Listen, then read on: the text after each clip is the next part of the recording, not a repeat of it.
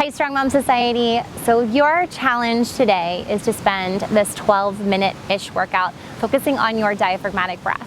Now if you are like 99.9% of my clients, breathing is the hardest part of this work. And that's because most of us are chest breathers, where we take that rise and fall up here. We're getting into that fight or flight mode, that stress response. So what I want you to concentrate on for this entire workout is just getting into the diaphragm. And I want you to take some inspiration from the ocean behind me. There's some swimmers back there as well. So I want you to think of a jellyfish in the ocean. The diaphragm is shaped like a dome. It's nestled underneath these ribs right here. So as we breathe in, that dome, or the muscle of the diaphragm, actually flattens out. That muscle contraction turns on. It flattens and it presses down into the abdominal cavity. You feel your belly rise because it's pushing everything out of the way. And then as we exhale, that diaphragm goes back up into a dome nestled underneath the ribs.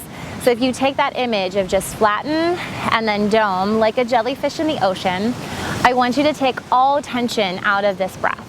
That is not the purpose of this exercise. The purpose is to get into your parasympathetic nervous system, which is rest and recovery, triggered by using that diaphragm as your main breathing muscle. So let's dive into it. I'm going to take you through a few different positions. I want you to really stick with this in your head. It's going to be a lot more brain to muscle than it is actual muscle activation for these 12 minutes. If you are syncing a playlist with me, the link is below this video. I'm going to count you off. It's called Challenge Breathing. I'm going to count you off on 3, 2, 1. Ready? 3, 2, 1, and we're synced. Okay, so we're gonna start on the back because that's where the diaphragm loves to turn on in rest and recovery. So bring yourself all the way down. Legs can be straight or bent, wherever you're the most comfortable. Take your hands, put them on your lower belly, below your belly button. Now I want you to imagine that jellyfish or that dome. As we breathe in, that jellyfish moves down, belly rises. As you breathe out, belly falls. We're just gonna stick with this breath for a few counts here. You have just turned on diaphragmatic breathing. If you feel a rise and fall in your chest, I want you to pause the video, stick with this a little bit longer. We want to make sure that we're starting off on a very strong diaphragm activation. Because remember, as we move into different positions or get ourselves eventually up to standing, if you're a stress breather, that breath is going to go right up here as soon as you change positions.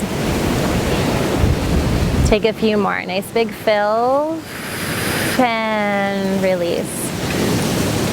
Good. I want you to just put little marches into this movement. So not very high. I don't want this to grip in the quads or the hip flexors. Just imagine that you're sliding a piece of paper underneath your foot. One breath per march. Now it doesn't matter to me where your inhale, where your exhale is. If you want to inhale as you lift that leg or exhale, don't try to overanalyze that. I want you to just go with the breath and just make sure that there's a connection between your brain, your breath, and a limb moving. Good. You're going to take one more on each side. And we're going to go into a bridge lift. Drill those heels down into the ground. Again, doesn't matter to me where your breath is. All that matters, your marker for success in this workout, is whether or not that diaphragm is on throughout every single repetition.